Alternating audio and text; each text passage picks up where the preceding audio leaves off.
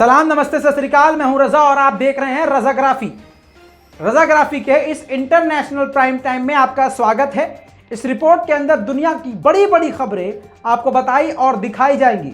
आपसे गुजारिश है रिपोर्ट को पूरा देखिएगा। इस वीडियो में आपका इतना भी टाइम वेस्ट नहीं किया जाएगा। हर अपडेट आपको इसी रिपोर्ट पे पूरी दुनिया से दे रहा हूं आज, ताकि आपका वक्त बचे। भले ही आपका थोड़ा सा ज़्यादा टाइम लगे, लेकिन आपको एक ही वीडियो के अंदर पूरी दुनिया के अपडेट मिल जाएं। मुसलमानों के पसंदीदा मुल्क तुर्की, और उसी तुर्की ने मुसलमानों के दिलों को धक्का दे दिया है। जी हाँ, मुसलमानों के लिए सबसे बड़ा झटका है। वही जिसका डर था वो हो गया है। भले ही वो मुसलमान जो तुर्की के, सही ज़बान इस्तेमाल करूं, भक्त हैं, वो इस चीज़ को नहीं समझेंगे, लेकिन हकीकत ये है कि एक बार फिर से तुर्की और इजराइल एक होने के रास्ते पर आ चुके हैं। आपको बता दूं, सबसे पहले रिपोर्ट करने वाला मैं था कि बहुत जल्द तुर्की और इजराइल एक साथ होंगे। बहुत सारे यूट्यूबर्स जो एक तरफा ही चलते हैं, उन लोगों ने तुर्की के सपोर्ट में इस खबर को नहीं दिखाई, लेकिन मैंने तब भी कहा था कि जब ये काम हो जाएगा तब तो बोलना पड़ेगा। इसलिए निष्पक्ष होकर सच्चाई दुनिया के सामने रखनी चाहिए। दोस्तों, आपको बता दूं कि राष्ट्रपति इजराइल के पहुंच गए हैं तुर्की, और उनको रिसीव करने के लिए रजब तैयब एर्दोगान अपने पूरी टीम और उनके जितने भी साथी थे, सबके साथ उनको रिसीव करने के लिए, इजराइल के प्रेसिडेंट को रिसीव करने के लिए एयरपोर्ट पहुंचे।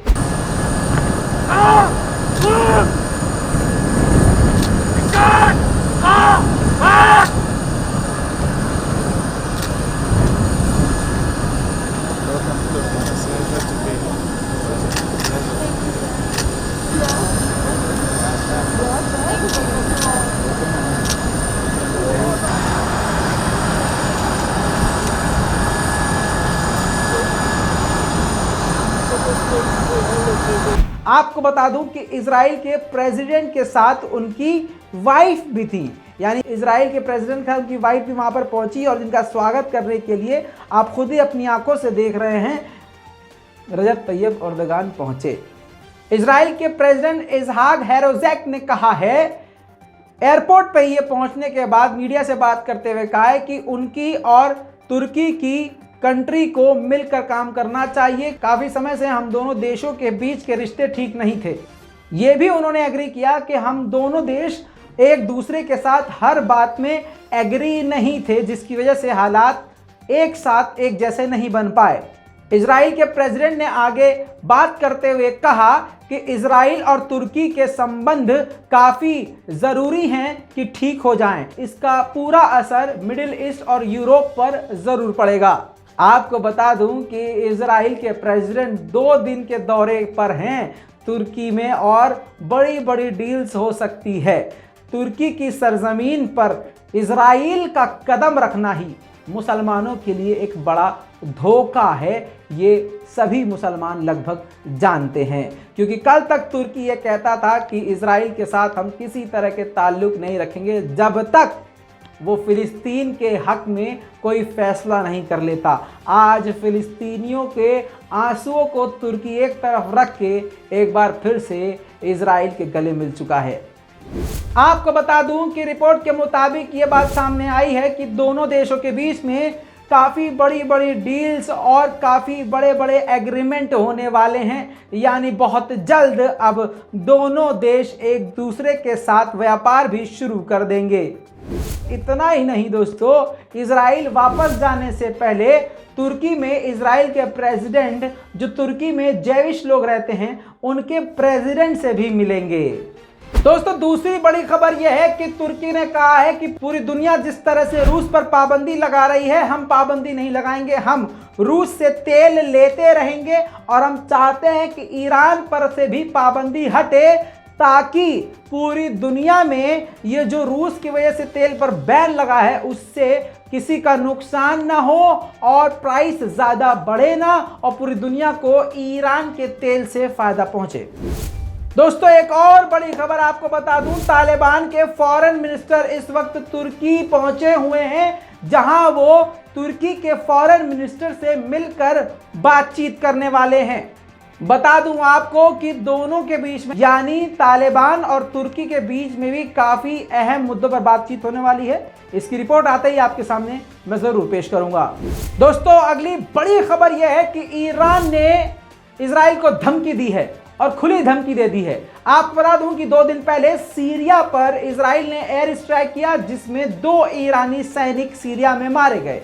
अब उनके मरने पर ईरान ने खुली धमकी ये इजराइल को दी है कि जो हमारे लोग मारे गए हैं बेगुनाह, उनका हम बदला जरूर लेंगे।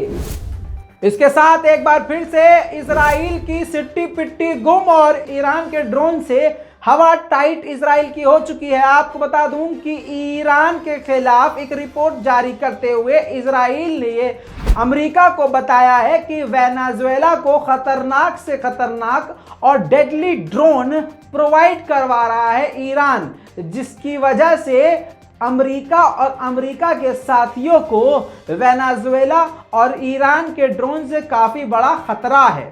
दोस्तों, एक वीडियो जारी इजराइल ने करी है, वो 1 साल पहले की, और उसमें रिपोर्ट में बताया है कि 1 साल पहले ड्रोन के जरिए ईरान ड्रोन के जरिए हथियार भेज रहा था हमास को।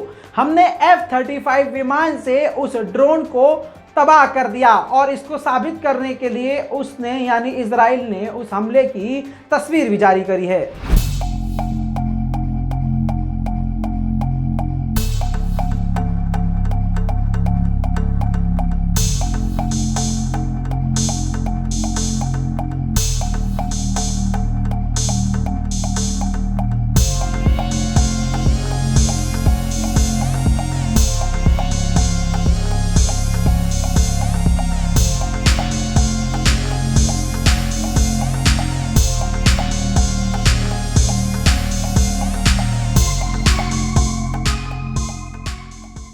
दोस्तों, वेनेजुएला 2 दिन पहले अमेरिका के बड़े अधिकारी बात करने के लिए पहुंचे थे। कई अहम मुद्दों पर बातचीत हुई थी।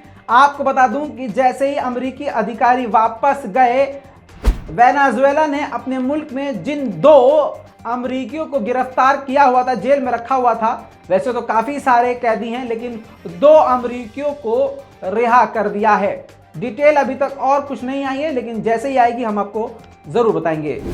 दोस्तों, अगली बड़ी खबर है चीन और अमेरिका को लेकर। अमेरिका ने यह दावा किया है कि उसके 6 स्टेट यानी 6 शहरों पर चीन के हैकर्स ने हमले करने की कोशिश की है। इस खबर के बाद चीन और अमेरिका के हालात फिर से बिगड़ने की स्थिति में आ चुके हैं। दोस्तों, आपको एक बड़ी खबर ऑस्ट्रेलिया की तरफ से बता दूं।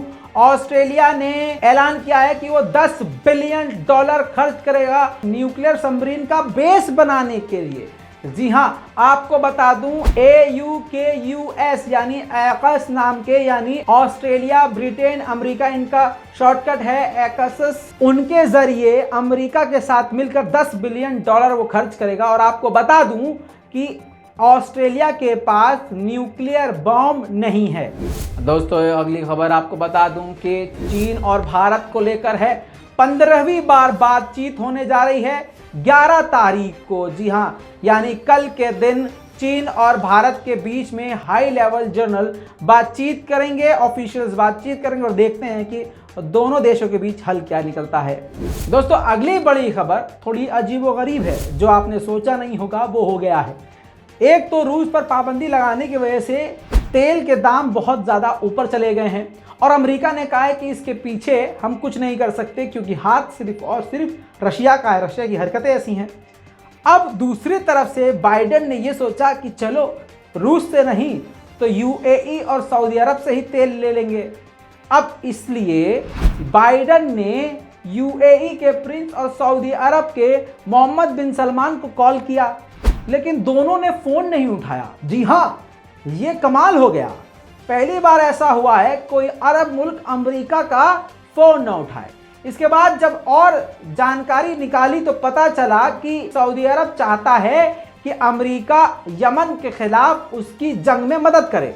जब बाइडेन जीत कर आए तो उन्होंने यमन के ऊपर हमले करने के लिए मना कर दिया और कहा कि यमन पर हमला करने के लिए अमेरिका अब सऊदी अरब और UAE का साथ नहीं देगा। अब मौके पे चौका मारने के लिए सऊदी अरब और यूएई पूरे दिमाग का इस्तेमाल कर रहे हैं और तेल के बदले वो चाह रहे हैं कि अमेरिका यमन के खिलाफ जंग में हमारा साथ दे। दोस्तों, ये थी आज की इंटरनेशनल प्राइम टाइम। उम्मीद करता हूं कि आपको पसंद आया होगा ये रिपोर्ट, और इस रिपोर्ट के बारे में अपनी राय कमेंट में जरूर देंगे। रिपोर्ट को शेयर करेंगे। मैं हूं रजा और आप देख रहे हैं रजाग्राफी। जय हिंद।